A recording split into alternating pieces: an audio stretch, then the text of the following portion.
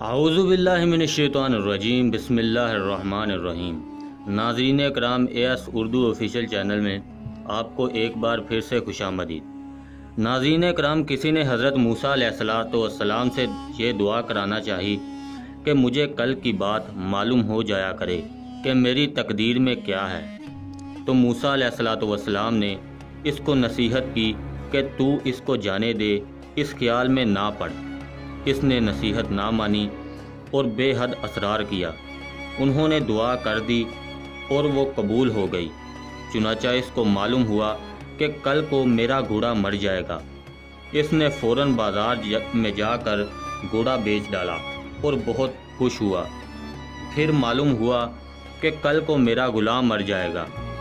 وہ اس کو بھی بیچ آیا اور بہت خوش ہونے لگا۔ پھر معلوم ہوا کہ کل کو میں مر جاؤں گا۔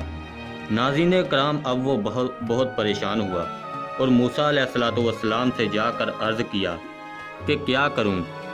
وحی آئی کہ اس سے کہہ دو کہ تجھ کو منع کیا تھا کہ اس خیال میں نہ پڑ کہ کل کی بات معلوم ہو جایا کرے۔ تو نے نہ مانا، آخر تو نے اس کا نتیجہ دیکھا۔ اصل یہ ہے کہ تیرے گھر میں ایک بلا آنے والی تھی۔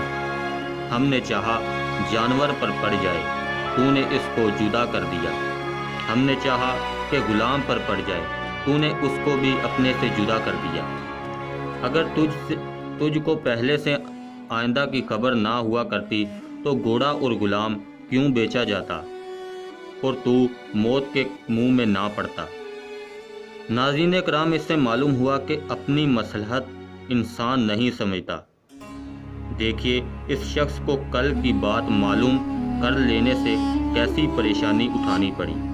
ناظرین کرام، میرے چینل کو پلیز سبسکرائب لازمی کریں، کیونکہ میرا چینل نیا ہے۔